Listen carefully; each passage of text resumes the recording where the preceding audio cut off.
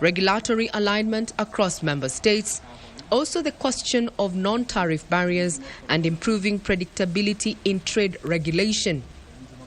Day two during the business forum, the Kenya Association of Manufacturers Vice President Hitesh came out strongly saying that having a predictable tax policy will go a long way in ensuring trade is seamless, and that also those who are in business can look forward or rather plan ahead in regard to their investments there. The scenes that you're seeing is that we have already started welcoming some of our dignitaries. So the person you're seeing right now, he's none other than His Excellency Mahamoud Youssouf, the chairperson of the AUC, who is currently now making way to the holding area before heading to the Savo ballroom, where the other delegates are waiting to just start off the final day of this particular summit. Accompanying him is none other than Cabinet Secretary in charge of Trade, Lee Kenyanjui.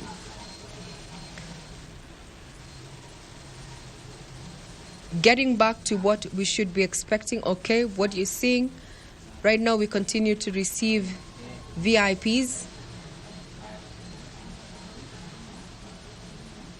That is a representative from Uganda.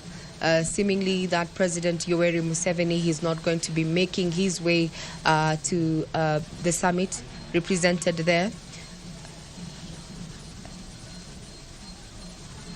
We're seeing Regina Obam, PS, there,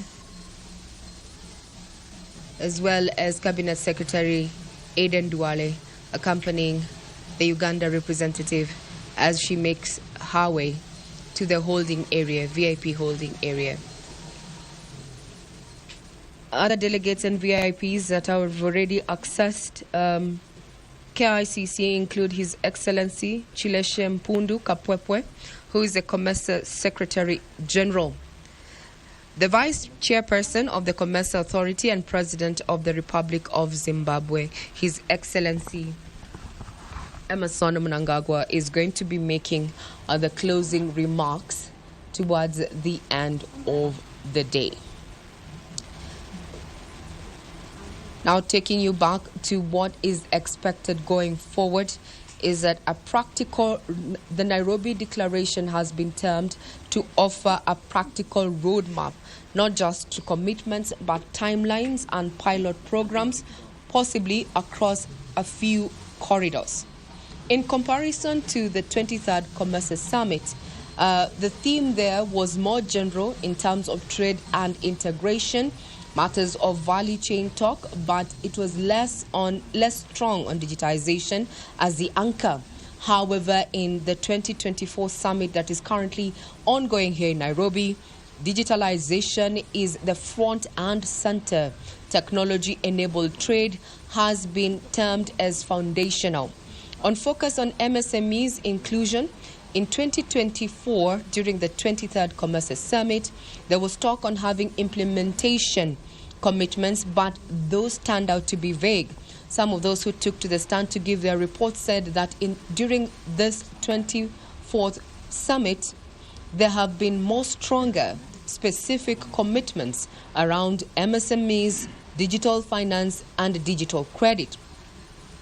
In comparison to the 23rd COMESA Summit, trade facilitation and barriers, it was recognized that non-tariff barriers were still existent, customs issues, but less detail on digital tools like the electronic certificate of origin or smart borders. But in 2024, there's been a high detail and explicit mention of digital certificates, smart border concepts, cross-border and digital payments. And as far as intra-regional trade targets are concerned, in 2024, during the 23rd COMESA Summit, targets were laid, but compliance has been termed low and implementation lagged, lower urgency in some cases. Representatives from the 21 member states this year in 2025, during the 24th Summit, have gone out of their way to ensure that they have actionable timelines to ensure that the targets have time codes and timelines to ensure implementation. Renewable energy targets more ambitious, that is raising intra-COMESA exports that currently are estimated to run between 10 and 15% towards 25% by 2026. There arriving is a representative from Egypt there.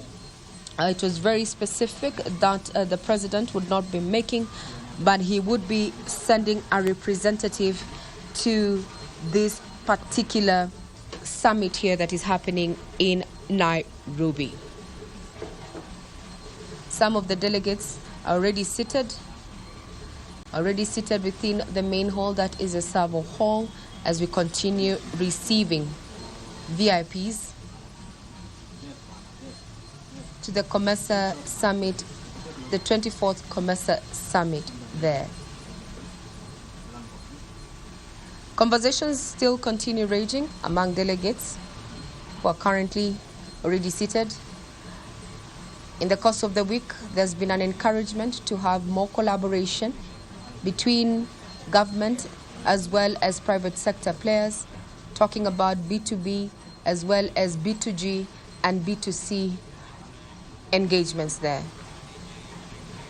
Cabinet Secretary Trade Lee Kenyanjui there, offering hospitality the Kenyan way, showing the delegates the holding area as we await all the other members who have confirmed availability to attend the 24th COMESA Summit that is currently happening here at the KICC.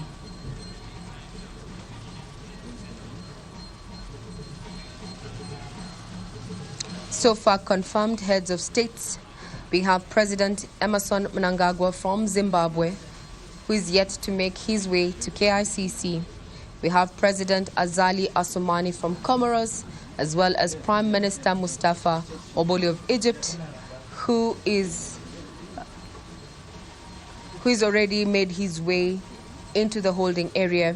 We also have Russell Miso Diamni of Eswatini, who is expected to make his way to KICC.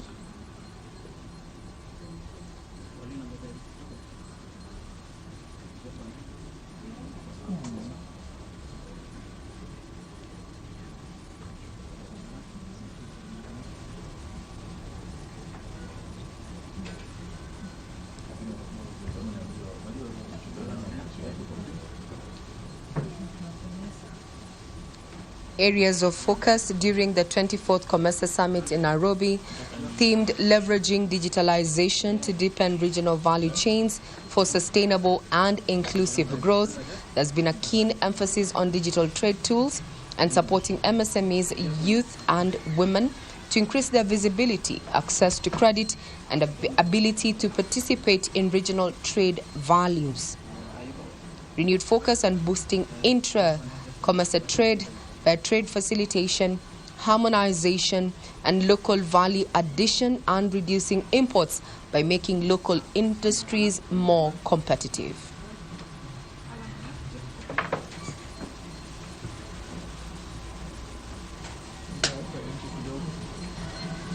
As Kenya takes up the rotational chairmanship, Kenya is going to be spearheading a new push within COMESA bloc to make access to credit and markets easier for small businesses through the formalization of digital credit scoring. Now, for thousands of MSMEs across the region, the lack of collateral has long locked them out of affordable loans. But with digital credit scores built from mobile payments, tax records, and online transactions, they can now prove their credit worthiness without traditional paperwork, making it easier to access financing and trade opportunities. As the COMESA Summit comes to a close, those are some of the areas that Kenya is going to be pushing towards: expanding access to affordable credit and renewing priority trade among